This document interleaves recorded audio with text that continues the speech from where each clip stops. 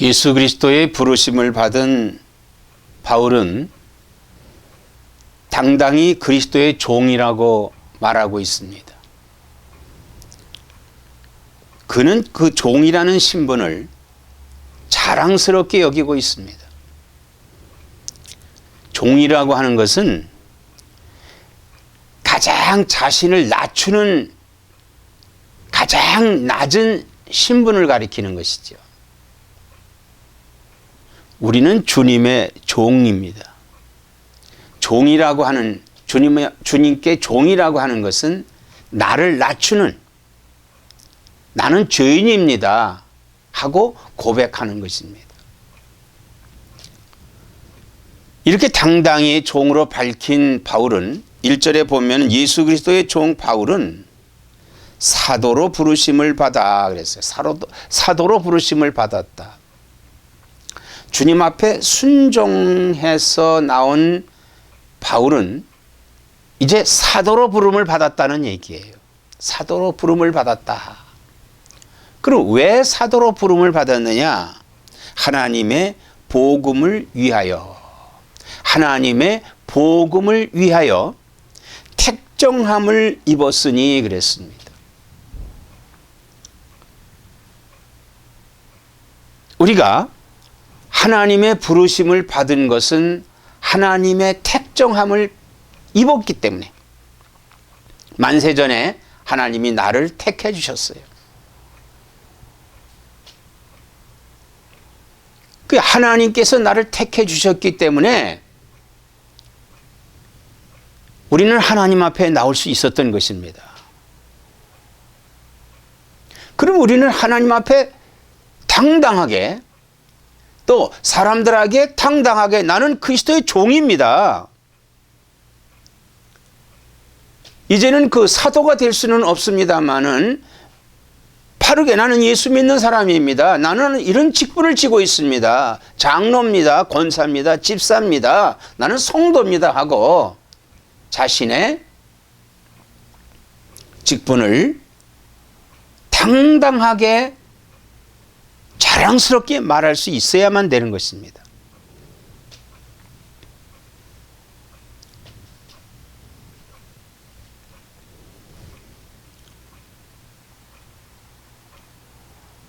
우리가 왜 이런 또 직분을 받았느냐?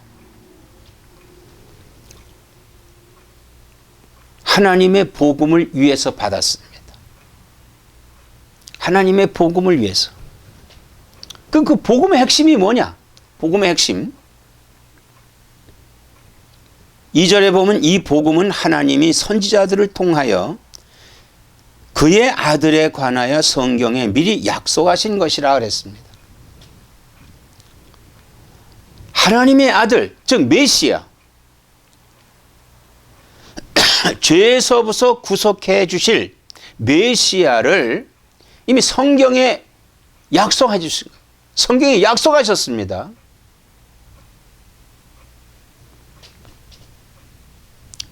성경에 창세기서부터 요한계시록까지 예수 그리스도는 바로 복음의 핵심입니다.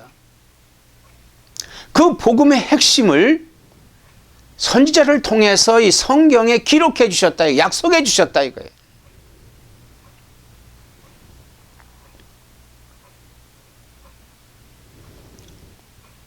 그러면 예수 그리스도는 어떤 분이시냐? 복음의 핵심인 예수 그리스도는 어떤 분이시냐? 3절에 그의 아들에 관하여 말하면 육신으로는 다윗의 혈통에서 나셨고, 예수님이 이 세상에 오신 그 이 세상에 탄생하신 것에 대해서는 성경은 여자의 후손으로 이 땅에 오시는데 다윗의 자손으로 오신다고 그랬어요. 그 혈통으로는, 육신의 혈통으로는 다윗의 혈통에서 나셨고 그랬습니다. 그럼 다윗의 혈통이 누굽니까? 마리아지요, 마리아. 여자의 후손이기 때문에 여자를 통해서 성령으로 잉태하여 이 땅에 오신 예수 그리스도는 다윗의 자손이 됐습니다. 다윗의 혈통에서 온 거예요.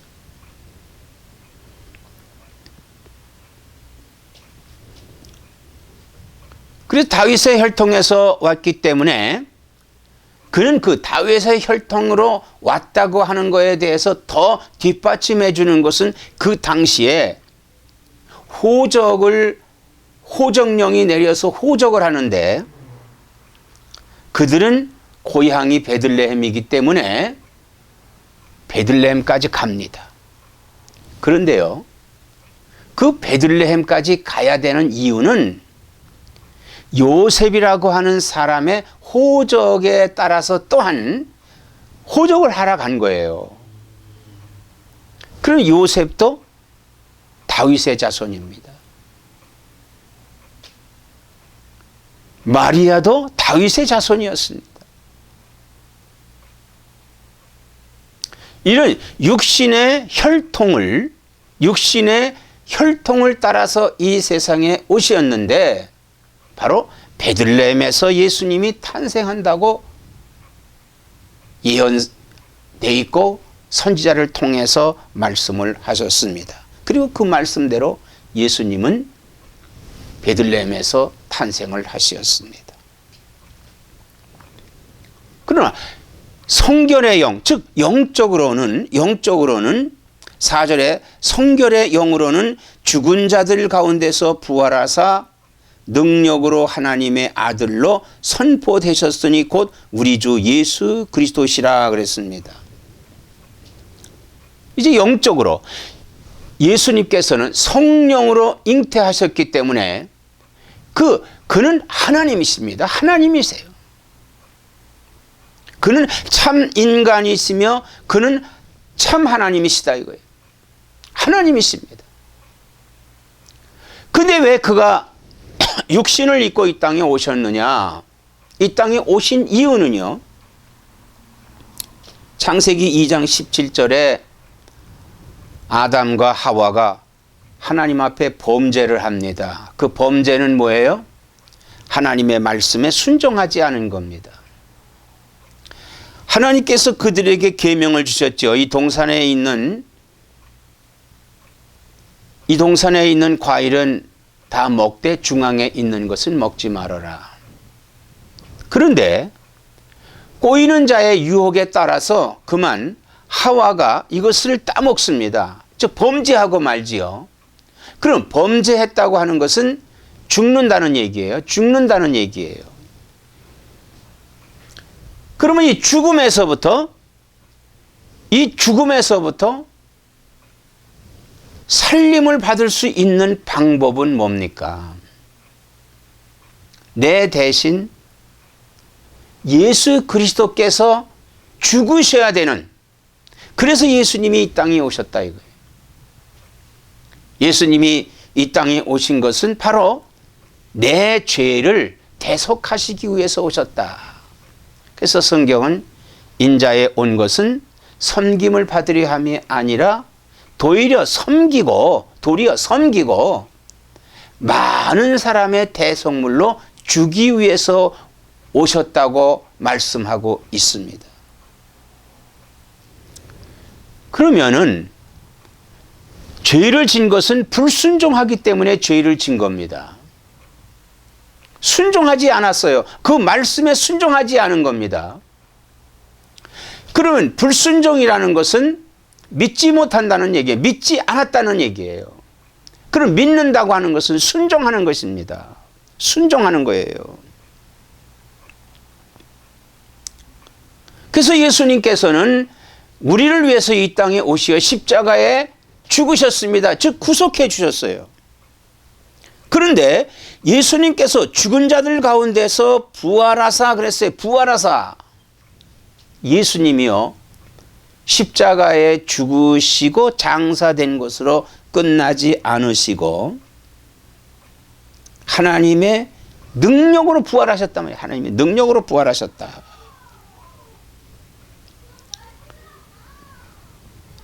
이 능력으로 부활하셨다고 하는 것은 바로 복음의 완성을 말하는 겁니다. 복음의 완성이에요. 예수님이 십자가에 죽은 것으로 끝났다면은 내 대신 죽어주셨지만은 그것이 구원이 되는 건 아닙니다. 왜? 죽었기 때문에. 그럼 나도 죽는 거예요. 그러나 하나님의 능력으로 부활하사 다시 살아나셨습니다. 할렐루야.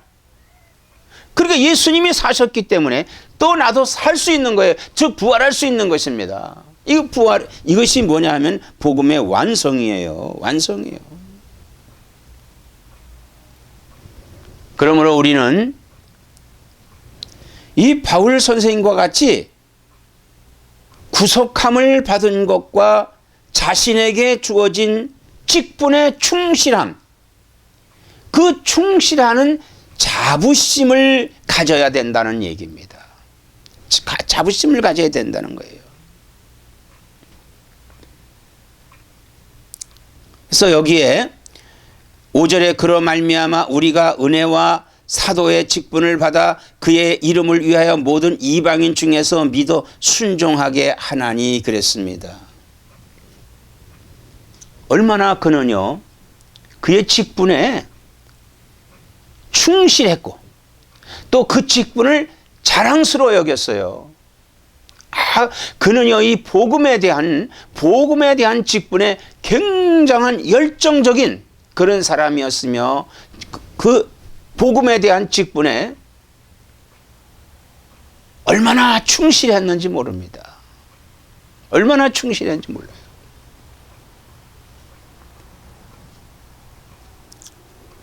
우리는 이제 그리스도의 부름을 받아 주님께 나온 자들입니다.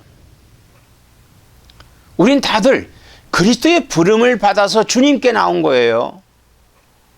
혹시 여러분들 가운데 예수 그리스도가 구세주라고 믿어지지 않는 사람들이 있습니까?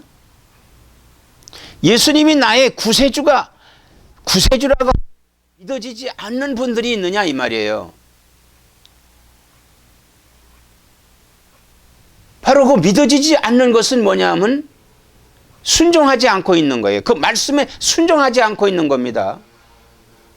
말씀에 순종하는 것은 뭡니까? 아멘 하는 것이 순종입니다. 예수님이 나의 죄를 위해서 죽으셨다. 아멘. 또 예수님께서는 하나님 능력으로 부활하셨다. 아멘. 아멘 할 때 이게 믿어지는 거예요. 아멘은 믿는다는 겁니다. 속으로 안 믿으면서 아멘 하면은 이건 불순종하는 거예요. 여러분, 우리는요, 내가 믿음이 있는가 없는가, 즉 예수님이 나의 구세주라고 하는 확신이 나에게 있는가, 이 구세주가 확신이 있는가를 우리는 분명히 해야 된다 이거예요. 분명히 해야 된다. 그리고 우리는 하나님 앞에 이 분명한 신앙을 가지고 그다음에 복음을 위해서 쓰임받는 사람이 되어야 된다는 거예요. 그로 말미암아 우리가 은혜와 사도의 직분을 받아 그랬어요. 그런데 우리가 은혜와 사도의 직분을 받아 그의 이름을 위하여 모든 이방인 중에서 믿어 순종하게 하나니 그랬어요. 우리는 이방인입니다. 그런데 순종함으로 말미암아서 그리스도의 종이 됐고 그리스도의 직분을 받았어요. 자, 오늘 여러분 어떤 그리스도의 직분을 받고 있습니까? 가장 우리에게 훌륭한 그리스도의 직분을 주신 것은 바로 성도입니다. 성도, 거룩한 무리예요. 그 거룩한 무리의 반열에 섰다고 하는 겁니다. 거룩한 자가 됐다는 거예요. 이 성도는 하나님의 의를 이룬 겁니다. 즉 믿는다는 얘기예요. 하나님 예수 그리스도의 구속을 믿고 하나님께 순종하고 나아간다는 그런 뜻입니다.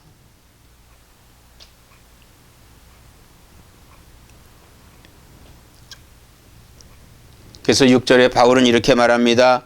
너희도 그들 중에 예수 그리스도의 것으로 부르심을 받은 자니라 그랬습니다. 보통 사람들은요, 자기 자신을 생각할 때 자기 자신이 자기 것으로 생각을 합니다. 제가 군대에 있을 때요, 훈련을 받는데 그 소대장 되시는 분이 그런 말씀을 하세요. 직원 여러분, 여러분은 여러분의 것이 아니라 대한민국 국방부의 것입니다. 그래요. 그런데 이것은요, 하나님께서 우리에게 말씀하시는 것은 뭐냐 하면요, 나는 내 것이 아니라 하나님의 것이다 이거예요. 그리스도의 것이다 이거예요. 그리스도의 것이다.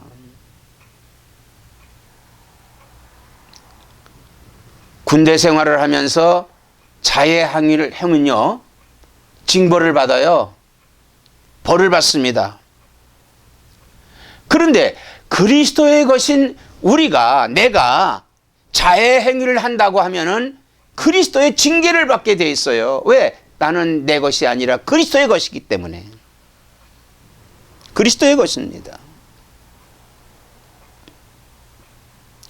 우리는 그리스도의 것으로 부름을 받았어요. 그런데 그리스도의 것으로 부름을 받아서 우리를 왜 불러주셨느냐? 첫째는 우리의 죄를 구속해 주시기 위해서 부르셨고, 두 번째는 우리에게 직분을 감당하게 하기 위해서 우리를 부르셨습니다. 그 직분은 뭡니까? 예수 그리스도를 증거하는 겁니다. 예수 그리스도를 높이는 겁니다. 예수 그리스도를 찬양하는 겁니다. 그래서 7절의 로마에서 하나님의 사랑하심을 받고 성도로 부르심을 받은 모든 자에게, 그래서 성도로 부르심을 받은 자에게 우리는 거룩한 무리가 됐습니다. 거룩한 무리가 됐어요.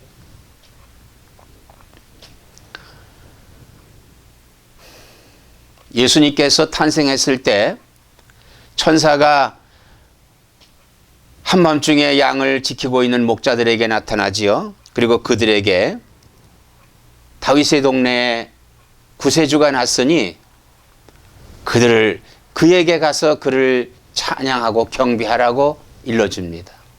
그래서 그 목자들이요, 예수님이 탄생한 것을 찾아갑니다. 고대에서 예수님을 보고 찬양을 하는데 거기에 거룩한 무리들이, 천사들까지 무리가 져서 거룩한 무리들이 예수님을 찬양을 합니다. 오늘 우리는 성도의 직분이 얼마나 귀합니까? 이 귀한 직분을 받고 거룩한 무리가 하나님을 찬양하며 하나님을 영광을 돌리며 또 그 하나님의 영광을 세상에 선포하고 주님 다시 오실 때까지 주님을 고대하면서 영광 중에 기다리는 성도가 되어야 된다, 이런 말씀인 것입니다. 그래서 우리는 거룩한 성도로 부르심을 받은 모든 자에게 하나님 우리 아버지와 주 예수 그리스도로부터 은혜와 평강이 있기를 원하노라 그랬어요.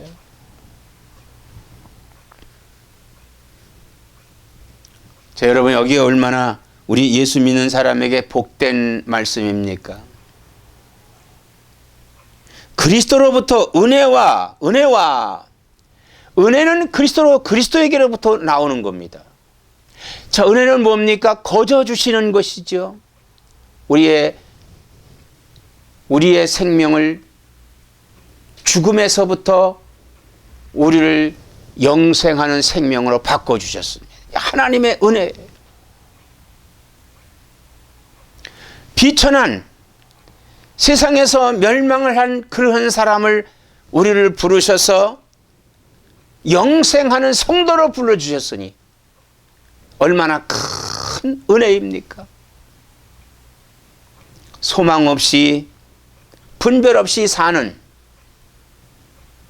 어떤 것이 진실인지도 모르면서 사는 우리를 하나님께서 우리에게 진리를 알게 하시고 진리를 알지니 진리가 너희를 자유케 하리라. 이 귀한 말씀을 주신 은혜 얼마나 감사합니까? 얼마나 감사합니까? 이것이 하나님의 은혜다. 이게 하나님의 은혜예요. 그리스도로부터 이 은혜가 옵니다. 이 은혜는요, 그리스도로부터 오는 거예요. 그리스도께서 우리에게 주시는, 거저 주시는 하나님의 귀한 선물이다. 이 선물을 우리가 다 받았어요. 이 귀한 은혜를 받았는데 우리가 부족한 것이 뭐가 있겠습니까? 우리가 이 세상에서 하나님을 가장 기쁘시게 해드릴 수 있는 것은 믿음이에요. 하나님을 기쁘시게 해드릴 믿음입니다. 이 믿음이 어디서 옵니까? 그리스도의 은혜 가운데서 오는 거예요. 이 믿음만 있다면요, 이 세상 두려울 거 없습니다. 염려 없습니다. 걱정이 없습니다. 우리는 은혜 받는 사람들이 되어야 됩니다. 은혜를 사모하시는 나와 여러분 되시기를 축원합니다. 또 은혜와 평강이 있기를 원하노라 그랬어요. 있기를 원하노라. 평강이 있기를 원하노라. 이 평강이라고 하는 것은요, 귀한 선물입니다. 예수님의 제자들이 3년여 걸쳐서 예수님과 함께 하다가 예수님이 십자가에 죽으셨어요. 그들은 아직 성령을 받기 전이기 때문에 아직 그들에게 이 믿음이 없었어요. 믿음이 없었어요. 그래서 그들은 낙심하고 이제 우리가 무엇을 할까?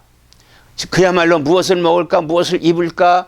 무엇을 마실까? 하면서 염려하고 있는 그들에게 이제 우리는 무슨 일을 해야 될까 하고 걱정하고 있는 그들에게 부활하신 예수님이 찾아옵니다.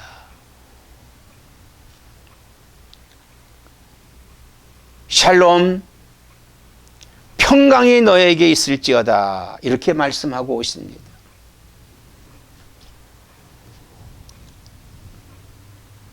그들은요, 깜짝 놀랐어요. 예수님이 죽으신 줄로만 알았던 예수님이 그들 앞에 나타난 겁니다. 얼마나 당혹스러웠겠습니까? 그리고 얼마나 기뻤겠어요. 그런데 예수님이 그들에게 말씀을 상기시키고는 또 다시 어디론가 가셨습니다. 그 중에 이 예수님을 도마라고 하는 사람은 부활하신 예수님을 보지 못했어요. 그 제자들이 이 소식을 듣고 그는 말하며 나는 그 주님의 십자가의 못자국과 창자국을 만져보지 않고는 내가 믿지 않겠노라. 그리고 얼마 후에 다시 예수님께서 또 그들에게 나타나셨어요. 보지 않고 믿는 자가 복이 있다고 그랬습니다. 그러면서 예수님이 성령을 받으라 하시고 그들 곁을 또 떠나셨습니다. 이 평강이라고 하는 것은, 평강은 성령의 충만함입니다. 성령의 충만함을 받은 사람은요, 이 평강이 넘칩니다. 평강이 넘쳐요. 이 평강이 어디에서 옵니까? 그리스도로부터 오는 겁니다. 그리스도로부터 평강이 있기를 원하라 그랬어요. 그리스도에게 은혜가 오고 그리스도에게서부터 평강이 옵니다. 이 평강은 어디서, 평강이 무엇입니까? 성령 충만함이에요. 성령 충만. 우리 그리스도인들에게 가장 큰 힘은 성령이십니다. 이 성령을 충만히 받을 때 성도로서 자기의 직분을 수행할 수 있는 것입니다. 그 직분을 자랑할 수 있는 것입니다. 자랑하는 것입니다. 성령 충만할 때요.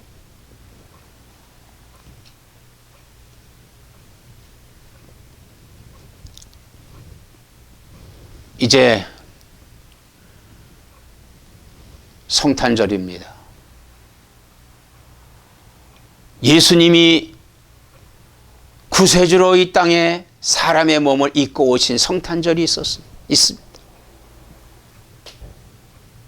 그러나 예수님은 이 땅에 오셔서 예언하신 대로 십자가에서 인류의 죄를 구원하시는 구속을 이루시고 그리고 하나님의 능력으로 부활하셨습니다.